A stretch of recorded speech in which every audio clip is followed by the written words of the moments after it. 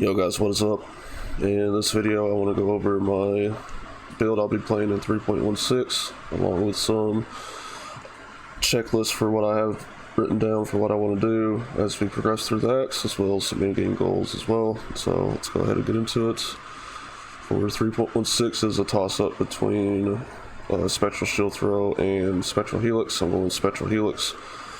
I think about 2 weeks before the league got announced, I just started going over in my head some possible gym stuff and just started theory crafting from there. Opened up POE, and I've spent about the last couple of days trying to perfect this, and I think I finally have it done to a point that I'm actually happy with. So for our gym links, we're going to be going Spectral Helix, Vicious Projectile Support, Unbound Elements, Main, Brutality, and Impel Supports. I mean, there's really nothing here I can really change out.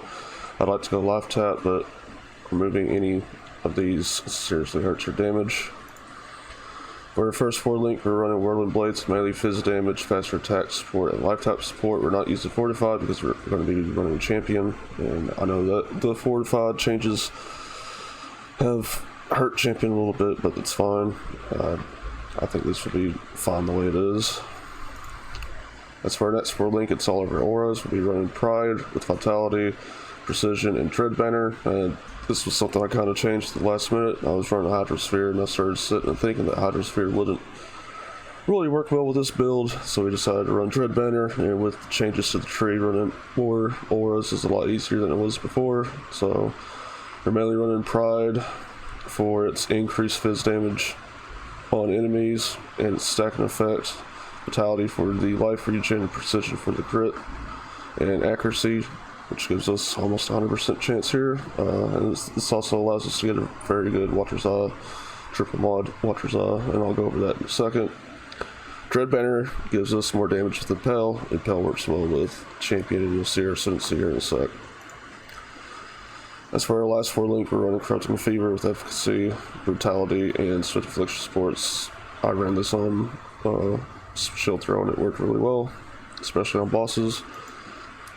Your first 3 link is going to be our support link, kind of like a dash to get over walls, a Daring Cry for some survivability and defenses, and Blood Rage for more leech and more fizz damage. And our last link is a cast when damage taken link. It's level 1.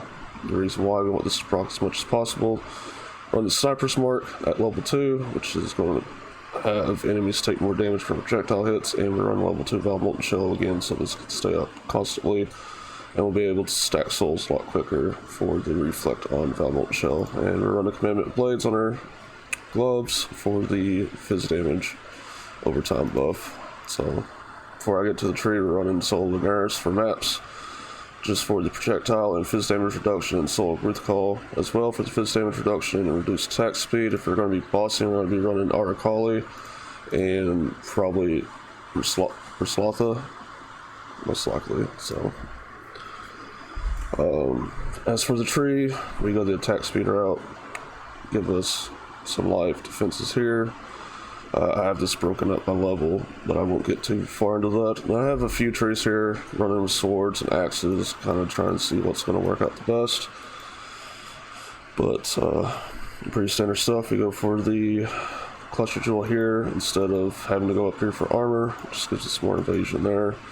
Going into Frenzy Charges, this gives us +1 Frenzy Charge, and we'll have 4 Frenzy Charges, which is pretty nice. We could have gone down here, but I think without Cluster Jewels, going down here is some more optional route. I'll go over the non-Cluster Jewel setup here in a sec. I mean, it's pretty standard. We're going for as much life off the tree as possible, as well as some defenses and damage. I mean, we have quite a few small Cluster Jewels here as well. As for our Masteries, we are running Dread Banner has for 100% increased mana reservation efficiency. This allows us to use Dread Banner along with our other auras, and for our Life Mastery, Reduce and Vitality has 100% increased mana reservation as well. So, I mean, this allows us to stack more auras on top of each other. As for our Bleed Mastery, 80% increased crit strike against bleeding enemies, just more raw damage through crit, because we're not running Resolute Technique, and we don't really need it since we're running Precision. As for our Sword Mastery, increased crit Alright, chance of swords while lowering our multiplier. I mean, we could have gone 20% chance to impale enemies with attacks, but we're already at 100%, so we don't need that. As for our cluster jewels, you want increased fizz damage, and on the medium you want increased fizz damage over time, and we want one with 10% increased projectile damage. So on our large cluster jewel we want Furious Assault, Iron Breaker, and Masteries Fundamentals. All these increase our fizz damage, gives us some attack speed, overwhelm fizz damage reduction, gives us some elemental resistances. I mean, we have some fizz damage reduction on Force Obscuring. There's two different impale nodes in this little section here. This 3-ring one and this 4-ring. 3-ring one is a little bit better in my opinion. Gives you more fizz damage reduction on enemies, which is 25%. And just increase impale effects as well, while this one gives you 15% to overwhelm physical damage reduction and only 5% increase in impale effects. This one's obviously the better choice. On our medium cluster jewel we are running Disorientating Wounds and Flow of Life, gives us increased life and increased damage over time, while also increase the damage against bleeding enemies, chance to blind bleeding enemies, very good for defenses. And we want to try to get some chaos and elemental res on these passives for passives as well, but we'll see how that goes. It's going to be really hard to hit everything we want, so I'll try to take as good as stuff as I can, especially when it comes to chaos res.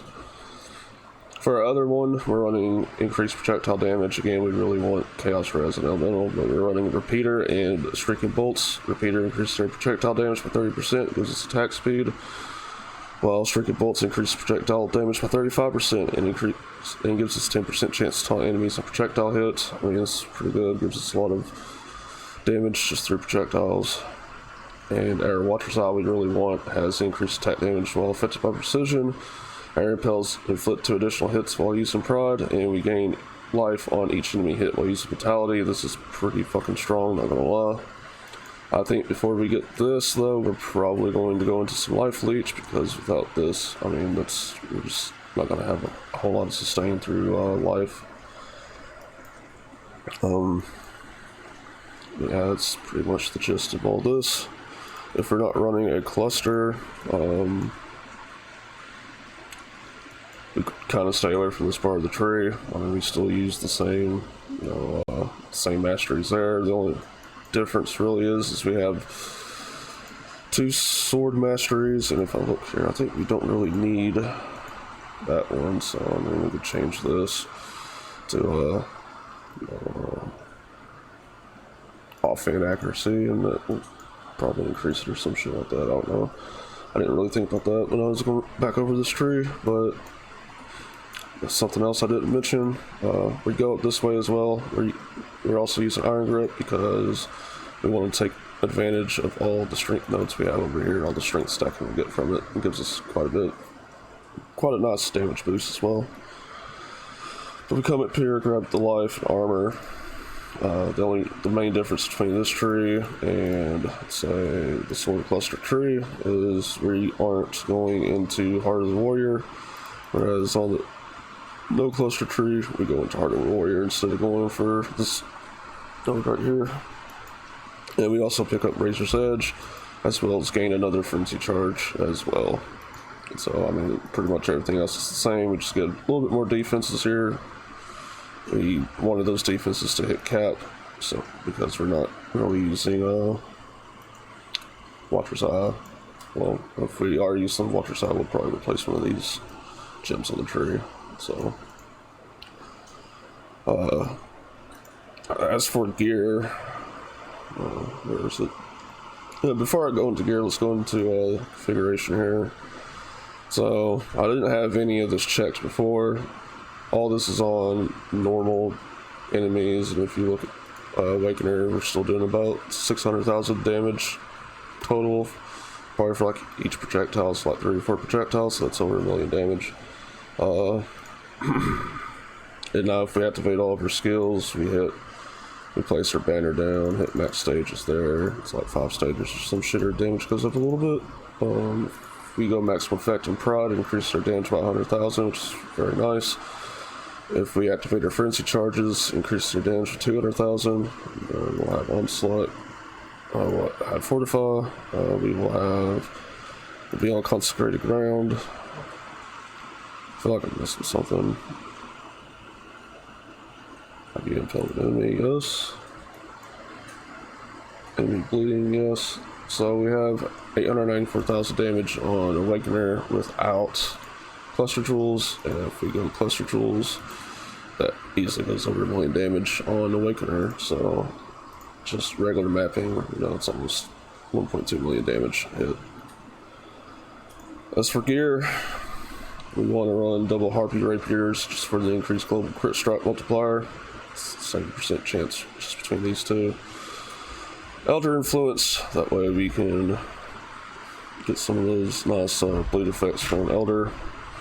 For our helmet, we want an Elder Influence helmet, lined pelt, most preferably with increased spectral helix damage, and nearby enemies take 9% increased physical damage. I'm not going to try to elevate that, it's too much work. And we also want some life, defenses, evasion, and dexterity, so we can hit our dexterity cap at 212. And you can see here we're pretty much as low as we could possibly go, and that's going to be the case when we start working on gear, when we start gearing up. For our gloves, probably going to be the most expensive part of this build, outside the Astral Plate. It's double influence, Warlord and Hunter. We want Warlord for the +1 maximum frenzy charge, and we want Hunter for the phys damage over time multiplier for our bleeds.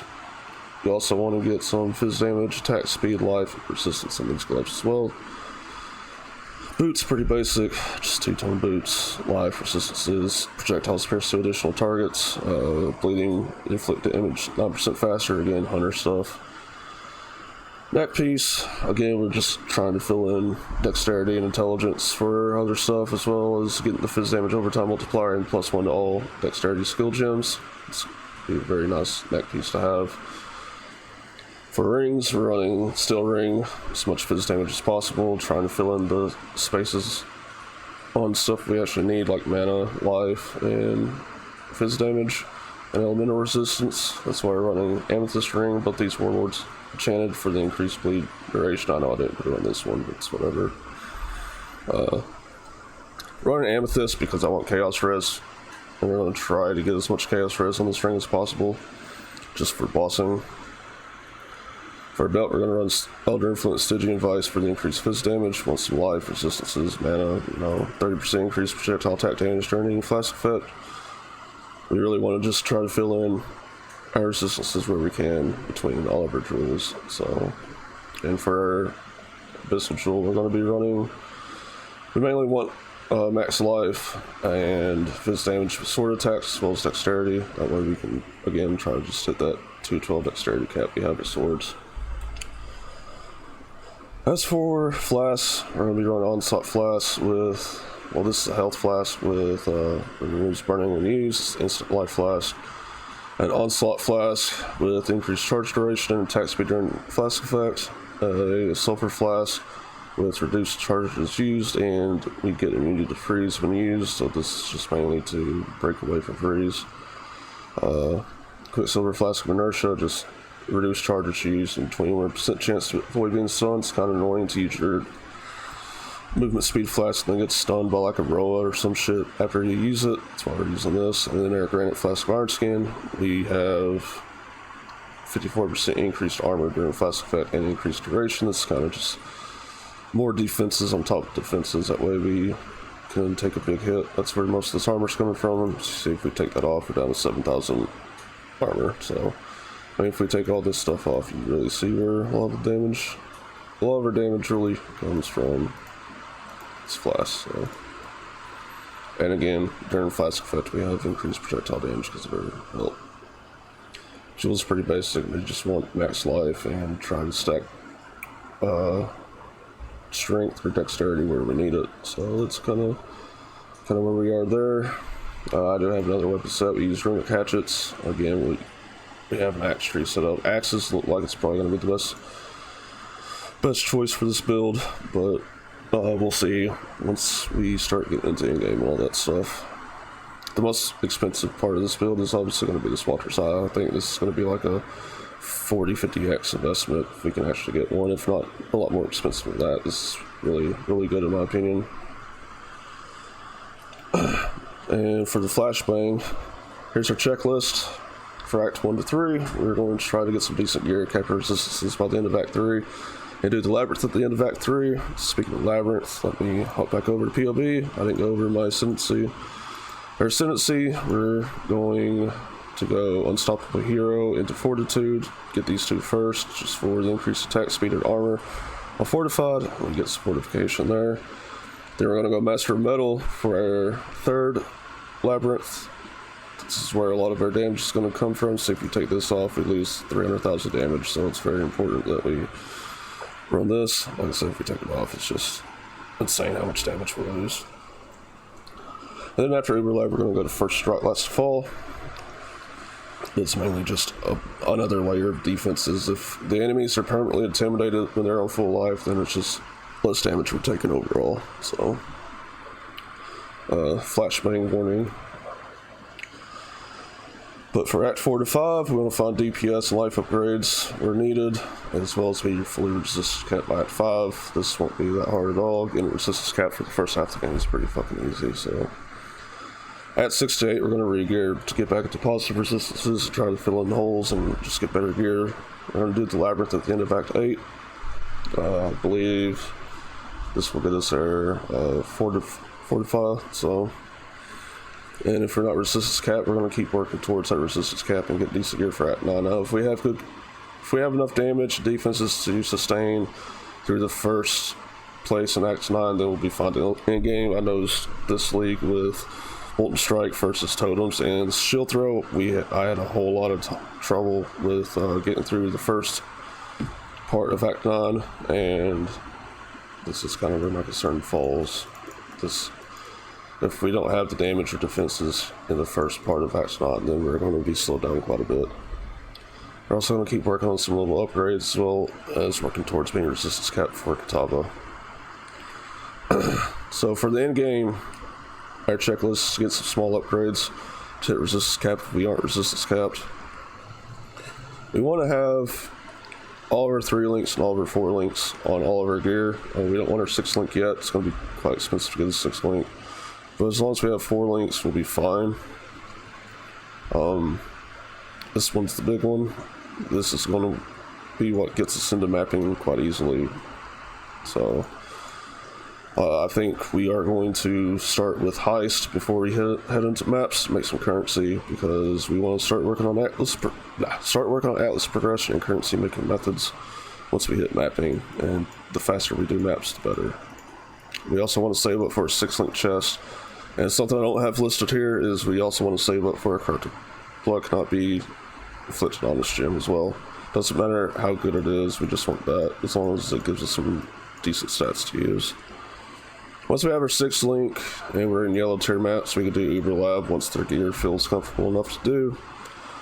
The plan is to change from axe to swords once dex cap of 212 is hit for swords, but we'll see how that goes. If axes just feel a whole lot better than swords, we're just going to stay axes. And the main difference between the trees is just we take axe nodes over sword nodes. I mean, that's the main difference there. We're going to start qualitying up our gems as well as leveling them, and once the gems are level 20, with 20% quality, we're in decent enough gear, we're going to start working towards doing some early bosses, such as Atziri, Awakener itself. I think like A3, A4 is where we're going to start. We started A5 last league, but that's because I was insanely geared when I hit it.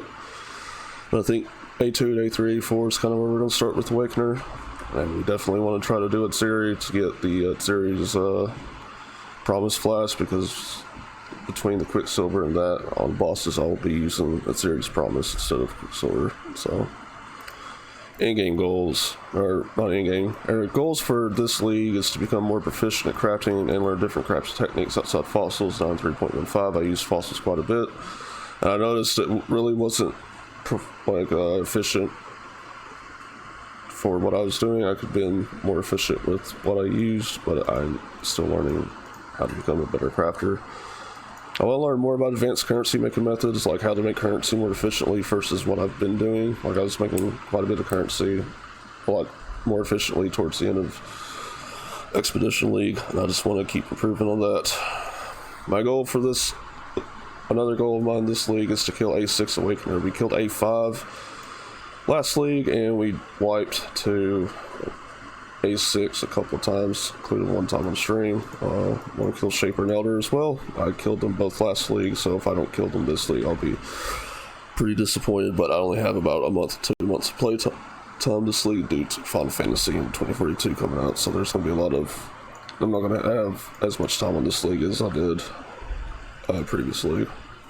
I also want to have Elder and Shaper and Farm and try to do Uber Elder, because I would love to get into Uber bossing, if not this league, hopefully with 3.17 if I play that league. So that's pretty much been my build in a nutshell. I hope you guys enjoy it. I hope to see you guys in stream later, and I'll see you guys, like I said, hopefully later. So yeah, peace out.